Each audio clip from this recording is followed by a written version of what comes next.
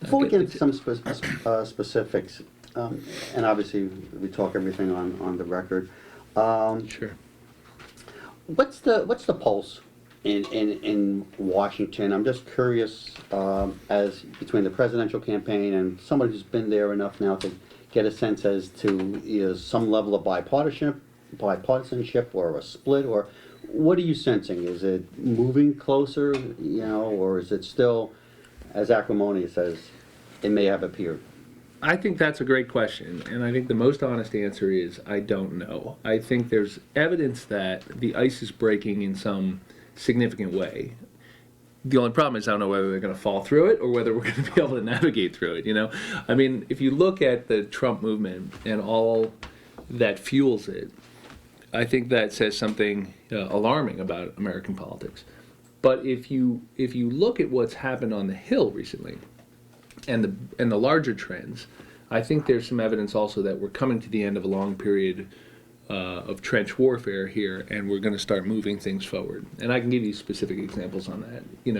Maybe most dramatically, what happened with my amendment on the House floor over the last week or so, where 43 Republicans broke with their own leadership to join with a sophomore Democrat to really make a powerful statement about the fact that there were places they weren't going to go right now on LGBT discrimination. That's pretty amazing when you think about what it takes to break with your leadership, what it takes to step out on that issue. And by the way, it started in the context of a defense bill, so a very difficult political context. So in some ways that gives me some hope, right, that you're seeing the ice break and some of the things move. We also passed a pretty significant infrastructure, highway surface transportation bill, $300 billion over 5 years. We reformed No Child Left Behind last fall to do away with a lot of the mandatory testing and some of the things people didn't like.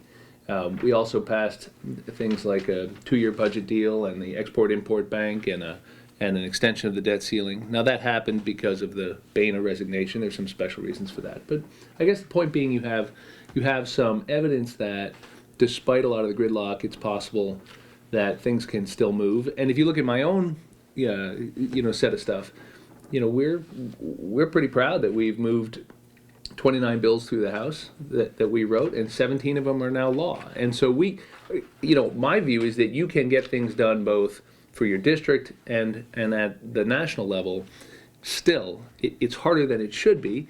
And I think there are some forces pushing us, one way and pushing us the other. But I do think that what Trump is doing, and I won't go on and on about this, I promise, but I do think that it's very interesting that Trump has, in some significant way, ended the Reagan coalition, meaning he has broken off from the Republican Washington agenda that has been tax cuts for the very wealthy, unquestioning free trade policies, even the war in Iraq. Things like Social Security cuts. He has questioned all of that, even allegiance to Fox News, and said, what does that have to do with you working in middle class families? Typically, in his case, white families, typically non-college educated voters, but a group of voters that for 30 years has been sticking with the Republican Party. And I think the underlying reasons for that should be interesting to those of us who care about the results in this thing, who want to get things done in this process. Meaning what they're telling us is that this thing is not working for them, and they're willing to make changes and to vote differently to make it work. Yeah, and that's an opportunity as well as a challenge. But then, even with that thaw, you still had to bring back your amendment because right. You didn't have it. So just I didn't when say it was easy. Well, and just but Yeah. what was driving that? Because just when it appeared as though you were able to get through the anti-discrimination for LGBTQ, you lose the votes. Right. Well, let me if I can take just 2 minutes, I'll just walk you through it because it's complicated, but I think it's important to understand. And you guys, do this for a living, and I think we'll appreciate this. This started when a freshman member, Republican, very conservative guy named Steve Russell from Oklahoma, dropped into the defense bill an effort to roll back the president's executive orders from 2014 that simply established workplace protections for LGBT folks at entities that receive federal contracts. Now, there's 28 million people working in employers who receive some sort of federal money. It was a big piece of the American workforce. So this was not a small thing, and it was completely a non sequitur. It had nothing to do with the defense bill. It just dropped it in. So everything I did, starting with joining forces with two Republicans, Charlie Dent from Pennsylvania and Richard Hanna from New York, was to just take that out. And we first went to the Rules Committee and said, hey, we got an amendment we want to offer, and it'll take it out. They said that's not relevant, it's not germane, which of course is ridiculous, but that's rigging the process, right? That's what the Rules Committee does. So they wouldn't let us make our amendment. Then I went on the floor for something called a motion to recommit, which is a last-minute procedural opportunity to change something in the bill immediately before passage. Now, the Republicans often won't vote for those because they view it as, procedural gimmick. But it gave us an opportunity to make the point on the floor before the vote on the big defense bill. The next morning, where it really got interesting, is that taking advantage of the open amendment process the Speaker has created, to his credit, I offered on the floor, with a floor manager named Charlie Dent, who happened to be managing that, an amendment that would, again, simply assert that nothing in what we were doing could contravene the President's executive order. So again, just status quo, And that's when 36 of their members voted with me, and we won that vote. But they didn't gavel it down. They left it open for 8 minutes longer, 8 minutes total on a 2-minute vote. And they literally, on the House floor, buttonholed people, cornered them, changed their votes. 7 of their members. And as soon as they got that vote back, 1 vote more than they needed, they gavelled it out. The place went crazy. Well, a week later, we're back on the floor with another amendment doing the same thing. Again, taking advantage of an open amendment process. And this time, because their own guys had heard about it so much at home, that they couldn't hold that line again. And in fact, it got bigger. So it went from 36, they forced it down to 29, and then a week later we brought it up to 43. This time we won, they gavelled it out. But what'd they do? So first you rigged the process, Rules Committee, then you rigged the vote, the first time I offered the amendment, then you rigged the bill. And so what they did is they poison pilled the whole appropriations bill we were working on with this thing called a Pittenger Amendment, which would have dragged the whole North Carolina fight into this bill. Nothing to do in there. It would have done some other things. And that guaranteed that even Democrats like me couldn't in good conscience vote for that thing. And their own guys were so upset about my efforts that it ended up failing in its entirety. But it did so because it was set up to fail, so that they could just keep moving that goalpost. Now, does that make you encouraged or does it make you frustrated? Well, it's both, right? I mean, the fact that we can get 43 of their guys to break with leadership is pretty encouraging. The fact that they still control the House is why they get the final say. So what's happening is that you have a majority of the House. Think about this. You have a majority of the House that wants to do good things, like the Maloney Amendment, like immigration reform, like the Export-Import Bank, like a lot of things. But it's not the majority controlling the House. And that's a very big difference. If you're going to let the majority running the House, 246 Republicans, determine everything, you won't get a lot of progress on these things. If you let the whole House vote, which is what the Maloney Amendment was, then you can often put 183 or 184 Democrats together with 40 or 50 Republicans, and you can do a lot of things. This is the horns of the dilemma. These are the horns of the dilemma that Paul Ryan finds himself on, which is that he says he wants an open process, but at the same time they're trying to control outcomes. You can't do both. So, and that's politics, but was there something deeper? Was there something regarding the amendment? Was there something regarding the gay lesbian community? Is it against a Democrat? Do you mean why they supported me or why they brought it down? Why they brought it down? Because 200 of their members are still really anti-LGBT, and a guy got up in their caucus meeting the next morning and read scripture saying gays should be put to death. I'm not making this up. And a few people walked out of that meeting. And a few, though, right? to their Right. credit, were so angry that they walked out. No, they're having a real civil war in the Republican Party on this. So you're absolutely right. 43 should get credit for living in the 21st century, but there are still 200 who don't want to go there. And about 50 or 60 that are used to dragging the House the other way, right? Remember, there's a thing called the Freedom Caucus that thinks it's fine that 30 or 40 of them are the tail wagging the dog. But in this case, it was the 30 or 40 moderates who said, No, we're not going along. And so at the end of the day, remember, if the majority of the House of Representatives wants to predetermine every outcome, it can. But you cannot profess to be opening the process and letting the members offer their ideas and build consensus and control outcomes. And what you saw blow up the appropriations process, and it's very interesting to me, is a real test of whether the speaker means what he says about opening it up. And then you're going to get some outcomes they don't like. That's my question, because the two roadblocks immediately, the Rules Committee and the gavel, are his. That's right. So the two tools that blocked you the first two times were Paul Ryan. That's right. And So where I had an That's overall right. question: That's has right. Paul Ryan made a difference? Given that, I would say no. remember, I think we make the mistake of thinking sometimes that a leadership structure, even a few people, is a monolith, and it's not. He's got a leadership team that isn't always on the same page. And I don't know how much of the rigging and roadblocking was the speaker. Now he could have overruled it all, right? But how sometimes it gets initiated by others who are in charge of those intermediate steps, and who normally align with the boss, right? So look at what happened. Paul Ryan was downstairs giving a press conference on that airline tragedy in the Mediterranean, when unexpectedly Maloney got 217 votes upstairs. Literally, it's like a parent who steps out and the kids start jumping on the beds, right? And so suddenly when he comes home, he's found that Kevin McCarthy went running onto the floor, his number two, the majority leader, and twisted arms and broke bones. With a bunch of guys who very quickly regretted they let him, guys like Bruce Poliquin in Maine and David Young in Iowa, who heard about it from their local ed boards, about switching their votes, about selling out the local values. I mean, all kinds of, these guys went through a lot. McCarthy did that. They didn't talk, ahead of time, because they didn't see it coming. So the Rules Committee, that first vote twisting action, I don't know how much of that Paul owns, but what you're going to see is a test of whether he wants to pretend to be for an open process while still controlling outcomes, or really have an open process. Now, to his credit, the reason I won a week later is because they continued to allow us to make amendments. They could have shut that down. But you're seeing a real test right now, Ken. It's pretty inside baseball, I know, but I think for I think for folks who might be watching or who don't follow this stuff as closely,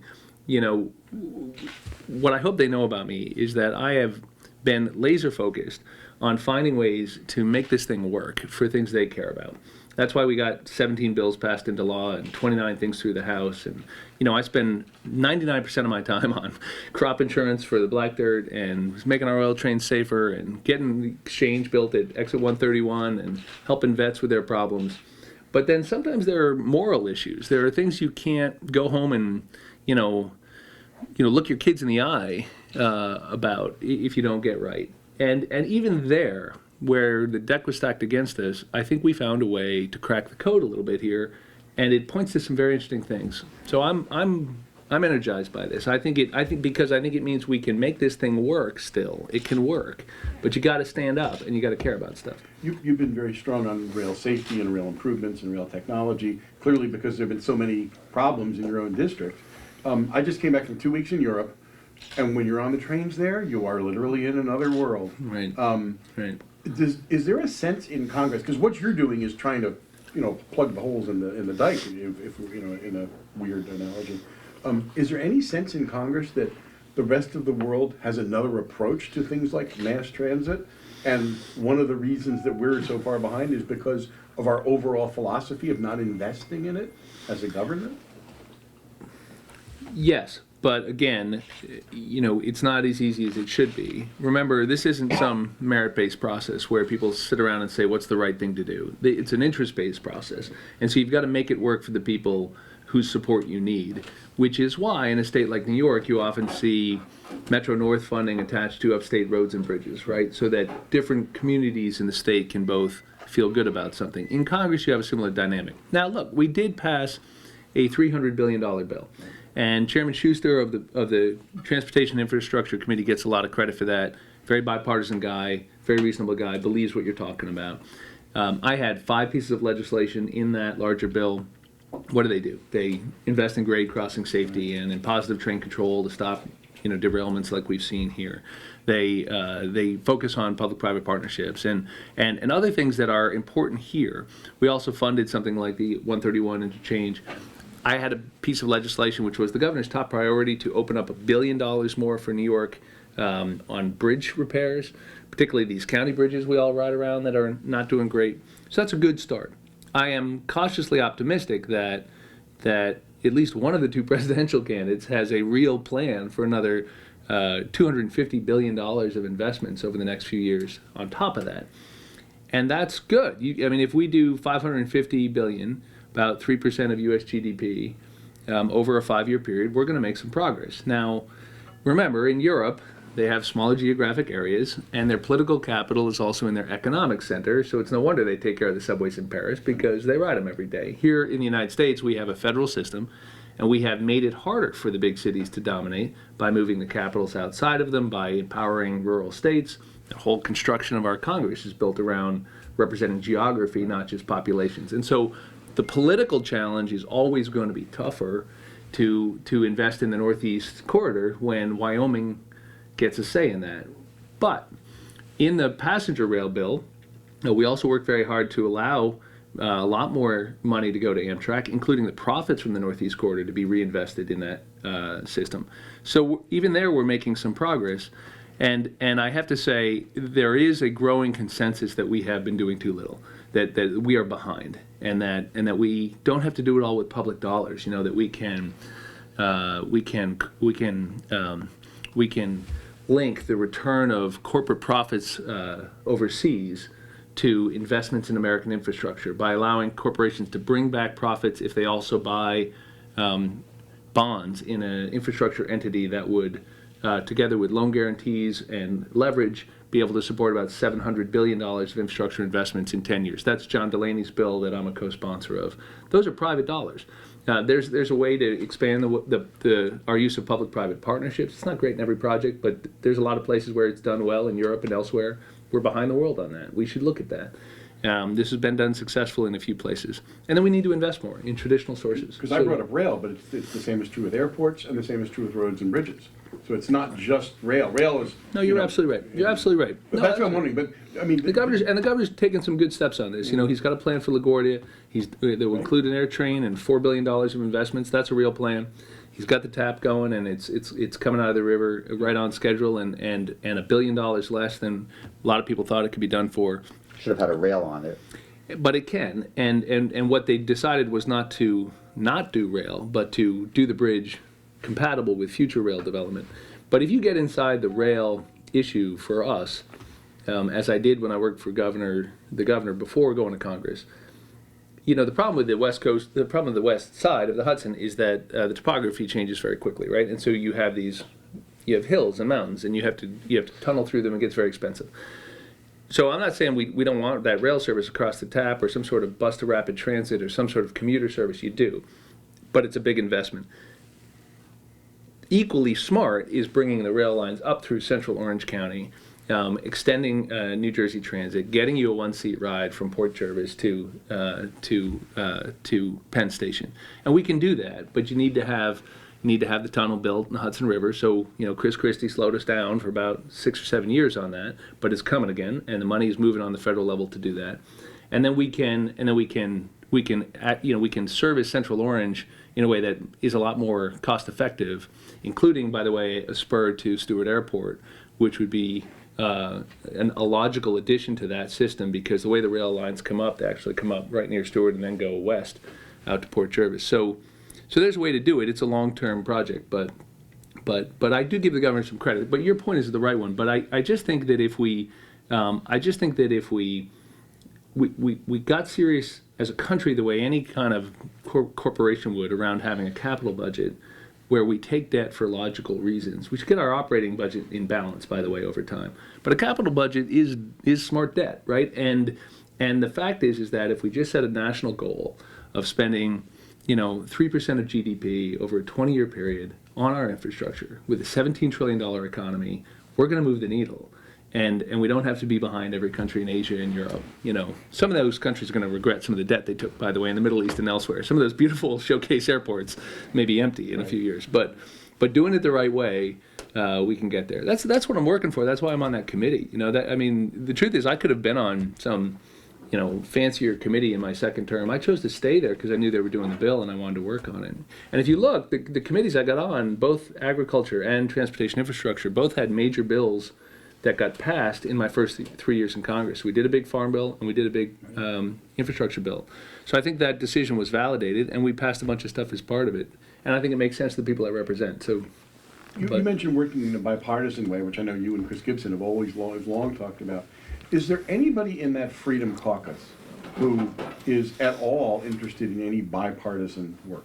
yes, in fact, I think the misunderstood thing is to assume that because you disagree with somebody intensely on one or two issues, and those issues may be enormously important, the equality of your own family or your own rights, that you can therefore not have a relationship with the person. And the truth is, Congress is set up to defeat that idea. It is set up to be a place where, despite having intense differences on one issue, you can come together and do something else together. And it starts with some humility, and it starts with having personal relationships where you take a little bit of time to find out what the other person cares about. See, it's easy to find out what you disagree about, because you hear them talking on the floor, you saw them on Fox News, whatever it is, right? It's easy. So I see them on the floor, I can go right into, hey, I heard you say that thing that I think is horrible. Or you can ask them, how many kids you got, and what's your district like, and what's important down there, and what's your top priority in Congress. And you'd be surprised how fast you find something where you can agree, opioid abuse is a real problem in your district too. Right, well, wow, I've got a bunch of legislation on that. What are you doing about it? What are your local first responders doing on that? Does it make sense to keep criminalizing the addicts? It wanted to save taxpayer money to send them right to treatment. That's my bill, right? David Hoovler, and I agree on this. He's a Republican district attorney. That's not a given, right? The bipartisan majority of the Orange County legislature said they agree with Maloney's approach to send addicts to treatment, not jail. So I'm sure I could have started out finding something David Hoovler, believes in that I disagree with. So I think even with the Freedom Caucus guys, look, we're not better people. I'm not a better person than any of those people. We just have different values and we have different approaches. And I think in some cases we have intense disagreements. But and I get hot like everybody else when I hear somebody say something I think is appalling.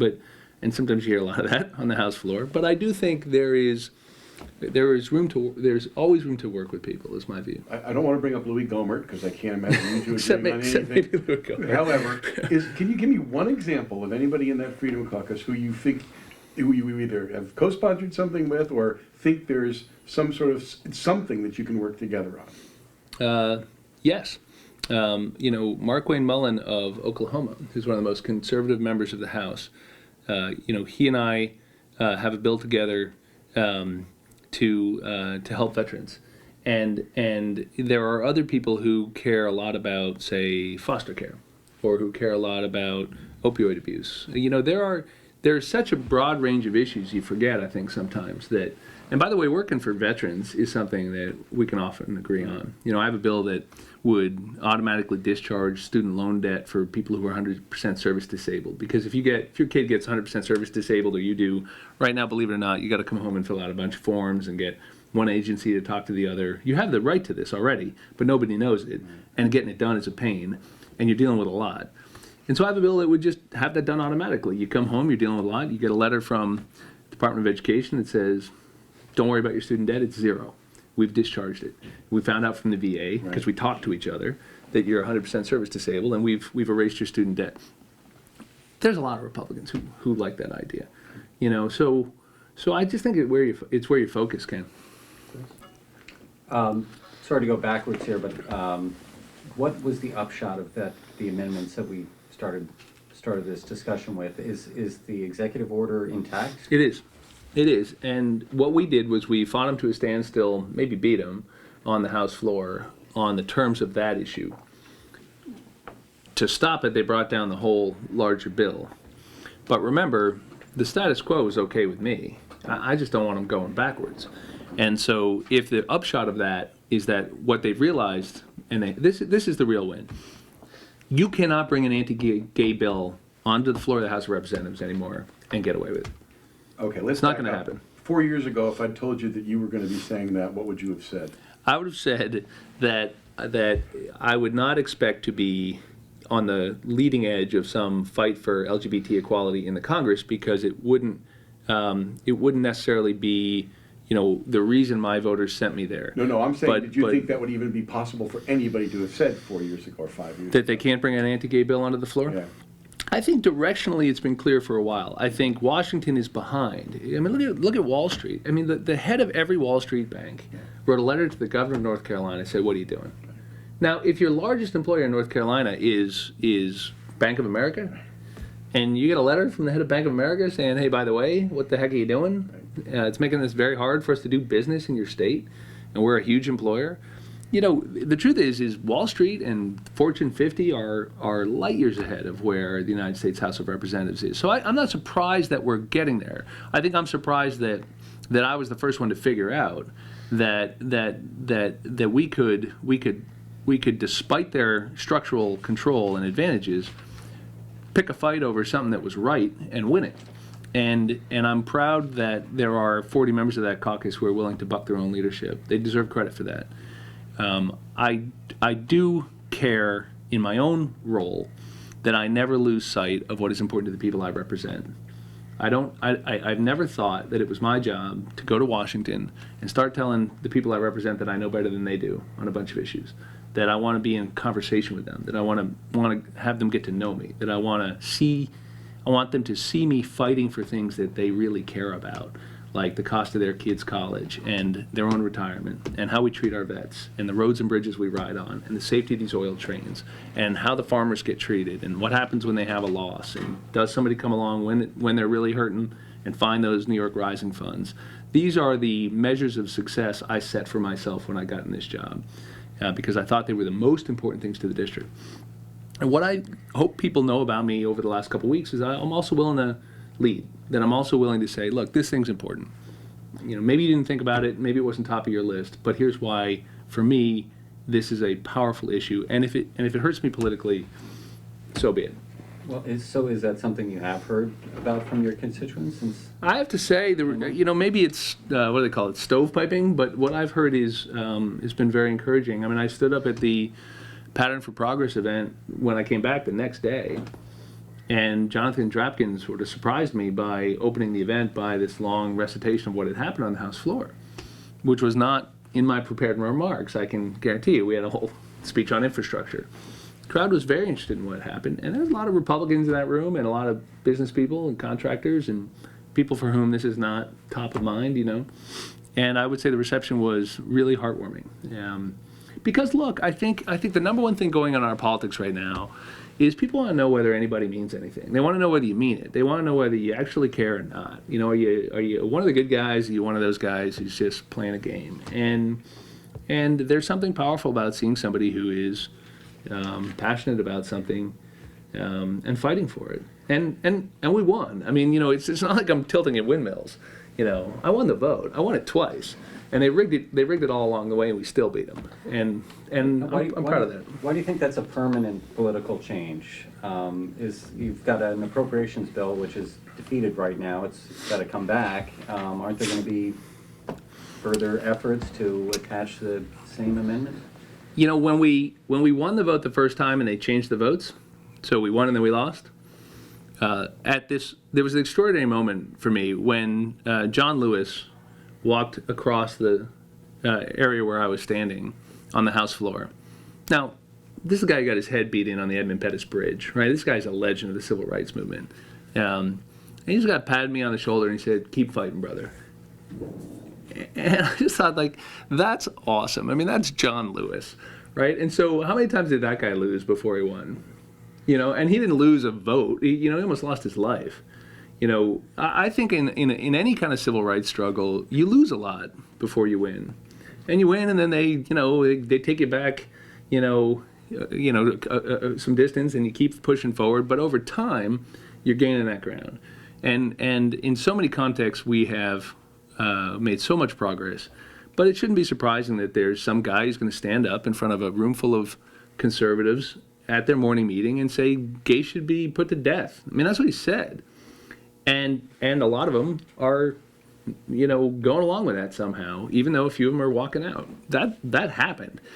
just in the last 10 days in the House of Representatives. So I don't think I have any illusions what I'm up against, but the truth is, we did better than I thought we could, and I think that's pretty cool. I think it means that on this and other issues, that if Paul Ryan means what he says, if you let the House work its will, you're going to see a lot more progress. And why shouldn't it when you think about it? Why does the Speaker have to be an instrument of the majority's control when the Constitution actually designed the speakership to be almost someone who presided over the House and let it work, let the committees work, let a majority discharge a bill from committee, let us bring down an appropriations bill if we can't agree on this formula, but we'll have to come together and figure it out, right? I mean, it's not a problem that something fails. It means it doesn't have the support. The problem is if it never passes. And some of what has happened is that the formula of the majority controlling everything has led to the situation where they can't agree with the president, they can't agree with the other House of Congress. Where in fact, if you let the legislative process work these things through, they tend to, by their very nature, be more compromised efforts that take into account all of the interests we have to reconcile to get things done. That's politics. That's democracy, right? I'm not afraid of that. Bring it. I don't care. I mean, unless you want to control every outcome, right? So that's where we started. That's the tension they're feeling. So, I'd like to change gears a little bit. Sure. I'll try to be briefer. I know I'm going on and on about these No, things. it's been actually very interesting. The presidential race. I caught a poll result yesterday. What does it say about the major parties at this point that the two presumptive candidates have unfavorables of nearly 60%, and no one's even been elected yet? I mean, so you don't even have a candidate that has half of the country in support of them. I don't know what it says. I think it says less than you might think if you watch a lot of cable news. There's a lot of negative stuff floating around out there. It's a function of the 24-hour news cycle and the internet and all of the websites that are constantly available to us in our pockets, on our phones. So much of that is negative because it's based on a business model that is clickbait driven, and conflict works better than policy discussion or talking about where people agree. So some of this is whipped up. I do think that there's nothing going on in American politics that can't be solved by all the good things going on in our country, and it'll work itself through. I do think the fundamentals are pretty solid, actually, meaning the candidate that's most likely to win is the candidate with the best ideas, things that can actually get done, that can garner broad bipartisan support, things like fighting opioid abuse and heroin addiction, things like a real plan to invest more in infrastructure like we just discussed, plans to make college more affordable, right, to focus on things like a higher minimum wage and paid family leave and things that will actually make a difference in the lives of struggling, working, and middle-class Americans. I don't think any of that suggests we're headed towards a crisis. I do think you have one major party nominee who is so unusual and is so out of the mainstream on many things that it's hard to ignore the risk that presents to the system. That's an uncomfortable variable, but I believe the fundamentals are pretty strong, and I think that there's every reason to believe that we can do better than the rest of the world over the next few years if we make a few good choices. And we are already the envy of most of our industrialized partners, competitors, rivals. We have a stronger economy. We have a more broad-based prosperity. We have more political freedom. We have hugely more stability. We have the best technology companies and the best intellectual property. Despite all of our challenges, we lead the world hands down in so many areas of development, from IT to aerospace to nanotechnology. We are unquestionably the strongest military power on earth by a mile, and can maintain that. So let me put it this way: we wouldn't trade our problems for anybody else's, and we need to remember that we are a strong, prosperous country if we make good investments in our own infrastructure, in our own kids, in our own systems. If we believe in ourselves, stop tearing each other up so much because we don't need to. I think the presidential election can be part of really restoring that bargain for working and middle-class families. That's what I care about. What I see is that the person I think is going to win, Hillary Clinton, is the person who has the things that will make the biggest difference for the people I represent and the things I care most about. So I'm optimistic about that. So all this other stuff is, you can drive yourself crazy watching Morning Joe or some cable show. I think you got to pull the lens back a little bit. I think the fundamentals are pretty good. And do you think the Democrats will make any progress in Congress? Sure.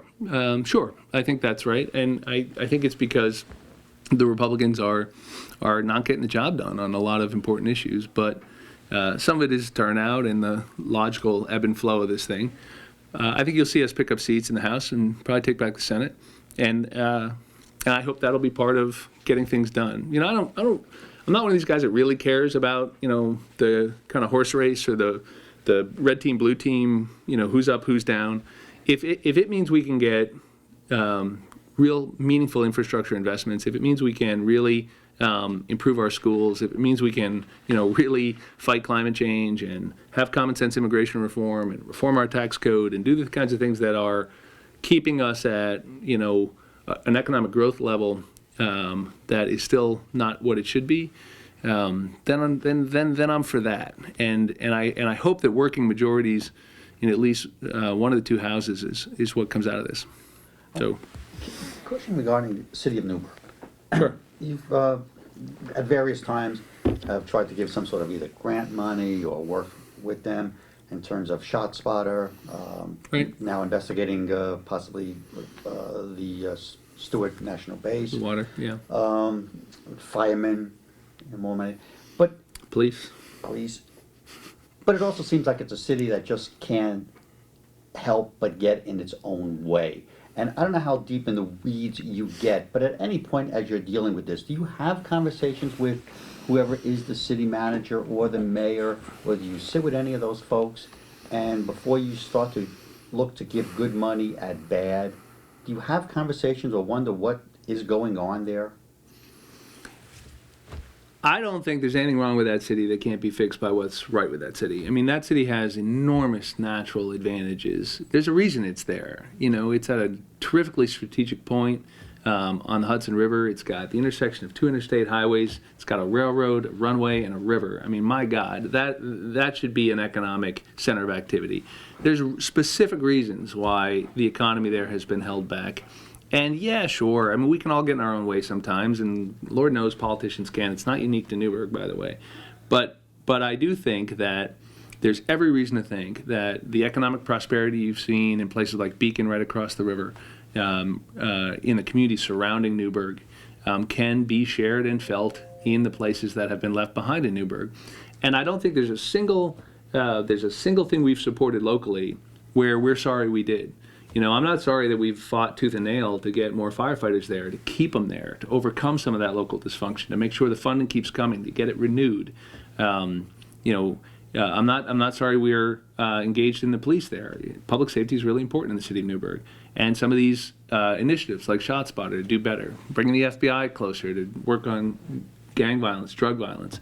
I do think there's a lot of encouraging signs in the city of Newburgh and a lot of people who are working very hard at this. And there are good models around the country for where economies like that can be rebuilt on a different model, but one that is positive. It can be a city with a strong local economy where middle-class families are moving in and staying there, where they're sending kids to good schools, where they've got a vibrant downtown. That's all within our grasp, and I'm proud that we're part of that. I think you guys know it's one of the first things I did is move my office to Grand Street, Newburgh, and not out in some, strip mall. Grand Street, 123 Grand Street between, Liberty and Grand, right in the heart of Newburgh, and we've stayed there. And we're drinking this water where it has PFCs in it that are at a level it shouldn't be, and we can do something about that. But that's playing defense. I want to play offense. I want to have jobs and economic opportunity and growth in that city. But the instability of that government. And sometimes I feel like I'm the mayor of Newburgh. Yes, Yeah, and I'm wondering if you have those conversations with the mayor. Or No, I like the mayor, manager. and I think she's doing the best she can. And remember they got to form a government there where she doesn't get to control everything. You do have a city manager, and he's a good guy too, and he's working hard. They've had a controller there who just got indicted. You might have seen that. I'm not, frankly, sorry to see that. That guy was a roadblock for a lot of things we were working hard on and was inexplicably in our way sometimes. We didn't understand it. I think I understand it better now if you read that indictment. But the fact is that part of what's happening there is with more attention and more effort and more concern by good people who want to build it, and make it work for the people who live there, not change who lives there, but make it work for the people who live there now, who've been waiting too long for the right services and the right schools and the right job opportunities. Part of what's happening is you're shining a light on what's not working right. So, you But it's hard not to. yeah, sure. I mean, if you test all the water and you test all the pipes, you're going to find out that there's that raw sewage going in the river. Well, that good news or bad news, right? I mean, you find out the water has PFCs in it. Well, we can remediate the contamination of Washington Lake. We can find a clean, sustainable water source in time before Brown Pond runs out, and we can get somebody to pay for it because that's not the city's fault. That's a solvable problem. My goodness, we can do clean water in the United States of America, but I want to do more than that. I want to have companies looking at the city of Newburgh and saying, this is a place where we can invest. That means they have to be able to rely on things like clean water and decent streets and high-speed broadband and infrastructure that allows them to move in and out. And that's where we've been focused. I think it's my job to try to support strong local efforts by using my relationships with the governor, with other major players, by bringing back federal resources where it'll make a real difference. Firefighting, public safety, getting flame retardant materials to those first responders, getting them trained up so there's an oil train disaster. I mean, we did that. Proud of that. So no, I'm I don't. This work is hard and it takes time, but I like what I do and I get energized when I see that we can make progress. And then I know we move the ball 9 yards down the field and sometimes we lose 4 on the next play, but then we go and we get that first down. I mean, that's what I get paid to do, I think. I So was curious if you've had what kind of communication you have with them at all. with who? The city? Yeah. Constant. I think it's a terrible mistake to think in this job you can do anything for anybody else. I mean, you have to work together. You have to talk to people. It's not like they haven't thought about this. It's not like they aren't concerned about the problems they face. Often they feel bedeviled by them, or there are things that are outside of their control. So I'm proud that we didn't just move into Newburgh, but we co-located in the old courthouse with a bunch of members of the city council. I have a constant dialogue with the mayor, Judy Kennedy. We've done a million things together, and with the city manager and with the other players there, the fire chief and the police chief and the folks who run Mount St. Mary College and the Newburgh Partnership and the hospital and the other local business people who care about things, folks at the Ritz Theater or guys like Jim Taylor who are redoing that amphitheater downtown. I mean, it takes a whole community of people to be working together, talking together to make progress. I'm just one guy. I have a contribution to make, but I don't expect to be able to do it over their heads, Has Judy forgiven you for endorsing her opponent? I hope so. It's politics. I mean, half the people I work with supported my opponent. I mean, think about it. I mean, everybody I work with is a Republican who supported Nan Hayworth. You think and not all of them, by the way, but most of them. But do you think I go to John Hickman and say I'm going to stop working on the Superfund site at Hopewell Junction because you're a Republican? I mean, I think you have to be able to understand there are campaigns and there are these fights, but you can't let them stop you from being effective. And if you allow that to interfere with your relationships, you are less effective. It's just Some of them are more curious than others, though. Are you planning on endorsing Bill Larkin this time? I like Bill Larkin a lot, and I know you guys work together. That's not a question. we work very well together, and I really respect a lot of what he's achieved. There are obviously things that separate us as a conservative Republican and as a progressive Democrat, but I'm proud of that working relationship. So we haven't made a decision on that race. For a long time, it wasn't clear he was even going to have a candidate or that he might run again. So it's only in the last couple of weeks that it appears we know what's going on. I have not thought it would be useful to go jumping in on that, but I'm very proud of my relationship with Senator Larkin. I think he's a good man, and I think he's a good public servant, and I like the work that we do together. I also know his opponent, Chris Ekis, who's a good guy, he's a veteran, and who ran before and ran a good race. So, I'm going to work on that one. Were you puzzled, as we were, by Mr. Schoofus deciding not to run? Because we all thought he was heading in that direction. Or did you confer with him about that race? We had some conversations about it. I don't know what was behind his decision not to run. I don't know. You didn't discourage him? No. Okay. No, I didn't discourage him, but I can't say he was really, looking for me in some sort of red light, green light kind of conversation. The truth is, I have far more contact with Senator Larkin than I do with Assemblyman Schoofus for whatever reason, and so I don't have the same relationship with James. I hear good things. I know people like him. I think he does a good job, but it never got to that point because of his own decision to withdraw. I mean, had he been in that race, I think we would have talked a lot more. I certainly heard about him from others more, but as someone who does this for a living, unless the other person is actually running, it doesn't make a lot of sense to start trying to game out the race, right? One more surprise. Chris Gibson. Were you surprised that he decided not to run for governor?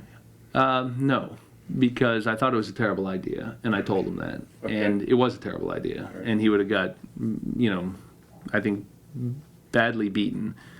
And I'm happy because it means I can say good things about him again, and I can work with him in the way we've always worked together. I regret that right out of the gate in his third term in January, after getting reelected, he said, "I'm not running again." And by the way, I'm voting against the speaker. He voted against Sean Boehner, Right. which I thought, didn't help his effectiveness in ways that I cared about. He's my partner in the majority. I want them trying to give him bills because they think he's in a tough seat. I want them taking care of him because he's one of their guys. And then I can piggyback off of his position to do veterans issues or to do Lyme research, which we were doing together. So in some ways, but I gotta say, and I want to say this, like in totally without equivocation. That's what's great about the guy is that he's straight up, and when he knew he wasn't running, he said, "I'm not running. I'm not going to raise money from people who, right?" And he said, "I'm not going to be here forever," and term limit himself. And he didn't think Boehner was getting the job done, so he went to him and he said, "You're not getting the job done." I like that about Chris. There's a lot of parts about his service that I think are worth learning from. And we disagree about a lot of stuff, and I don't think someone who's been pushing the Republican agenda in all the ways he also has done is very competitive statewide in New York. It's just hard. What conversations have you had with Secretary Clinton in terms of the campaign? I see her regularly. We speak about a lot of stuff. I'm a big fan, and I think she's doing great. And I know a lot of the people around her who I grew up with in politics and working on issues, and so I talked to them too. Her campaign chairman is someone who hired me into my job at the White House, John Podesta. So I think I'm in pretty close touch with them, and I think as I mentioned earlier, I think they're in pretty solid shape. Would you love for the opportunity to work again in Washington? Oh, I don't know. I can tell you, I get this question sometimes, and I know where it's coming from, but can I tell you something? I think the fastest way to screw up the job you're doing is to think about the next one. And I have been very disciplined about this, and I'm going to stay laser focused on doing the job that people elected me to do. Period. There's so much work to do here. And I love what I do, and I love my job, and I love the progress we're making, all these bills and all these people we've helped.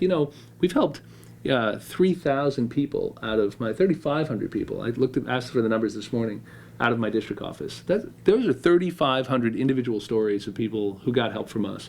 I love that. We returned $6 million to those folks who were owed it. 800 of them are veterans, by the way, who account for about $3 million of that money that was not being paid to a guy like Jim Kakis in Sparrowbush, who's losing his house, or guys like Jim DeWeaver in Beacon who couldn't get a handicap accessible van because he didn't check all the boxes at the VA. We got that done. I like that stuff about my job, so I'm not looking to go anywhere. But is there a I wanna do this level work. of discouragement where you're in the minority and you're on the phone Nearly every day? I just took over the floor of the House of Representatives this week. What are you talking about? nearly every day asking for money, having to do this on a pretty constant basis? Yeah, Does look. that get a little tiresome? Yeah, but I mean, do you go home every Friday, saying, "God, I love my job"? I mean, I think that it's work. It's work. Do I miss my kids when I'm in D.C.? Yes, I miss my kids. Do I see all the softball games I should see? No, I don't. I was a 7th grader on the varsity team. Uh-oh. Not bad. I'd like to be at those games, right? I miss some of them. But look, I think there's a basic test, right? If you like where you're going in the morning and you like where you're going home at night, you're a success. And I like where I go during the day. I like this work. I like it. going around the district and meeting people and hearing about issues, learning about things, seeing things, and being able to do something about it. That's great. And I'm a happy guy, at home. And so I think that if I can keep those two things in balance, then So you'd be running it's again about as for good as life re-election? gets. I'm running right now. I mean, it's a 2-year term. You don't get a lot of downtime. So you bet we're running full steam. You handle a lot of veterans' problems because there's a lot of things that just don't work well. Is there a sense that the VA is getting any better? Because I mean, there was a That's a great sense that it was question. getting a lot worse. That's a great question, but every time you think things are getting better, you're shocked and horrified to learn that they're still doing something Right. inconceivable somewhere else. So it's very frustrating. I will tell you that in my part of the world, we have 2 VA hospitals, Castle Point, Montrose. I work a lot more with Castle Point's actually in my district, though I have constituents who use Montrose. What I hear from the 800 vets we've helped and the thousands we interact with, and we're really interacting with them, right, on all the kind of concerns in their life, is that, so we have a great set of kind of information on this, is that they generally like the care very much they get at Castle Point. There's always exceptions, but for the most part, people like it. My dad got care at the VA. He liked it a lot. Mine did too. Thought it was great. Some of these issues you've seen around access to care, where people can't get an appointment for months and months, we didn't see a lot of that here at Castle Point, the way they did in Arizona and other places. So we haven't seen that. There are things that we hear about that aren't working so good, like the opportunity to go outside the VA system if you're not getting an appointment because it's taking too long, and getting that reimbursed. I hear about that. The 50-mile rule and all It's a that. problem right now, and there's another bureaucracy they've stood up, so it can be as hard to go outside the system than to go within it. So there's all kinds of things we got to work on. They've got an $800 million hole in the ground out in Denver where they were supposed to have a hospital. How does that happen? And I'm not on that committee, so I'm not deep in the weeds on all those. What we focus on is, what's happened with our guys when they go to get care. What do they get access? Do they get quality care? Particularly on the disability claims. One of the first bills I passed in Congress was the Red Tape Reduction Act to reduce the wait times for VA disability claims, which is a different problem than, do you get in to see a doctor? Do you get good care when you do? We had a lot of work to do there. We've made a lot of progress on that. Still more to do. So I think the VA is a big, difficult bureaucracy. We've passed some good legislation recently to have more accountability and more managerial control of that thing. You haven't seen all the benefits of that. The guy running it, Bob McDonald, is a West Point graduate, 1975. Went to school with General Caslin, actually, who's the superintendent out there right now.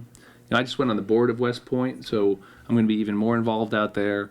I think this is a guy who cares about the issues, who's got real experience. He ran Procter & Gamble, and he's working hard. He's made some mistakes, and he said some things recently that aren't great.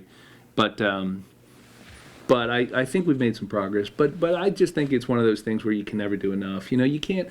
You hear about one vet who got denied care or couldn't get in to see it, and it doesn't help that guy to say, don't worry, the rest of the system's working great. When somebody comes up to me and says my dad, can't get his hearing aids, I don't give him a speech on how great the VA is, because my dad got his hearing aids there. I tell him, yeah, what's wrong with these people? We'll go figure it out. So I don't know, net, where that, I really don't. Yeah, I can tell you what I see.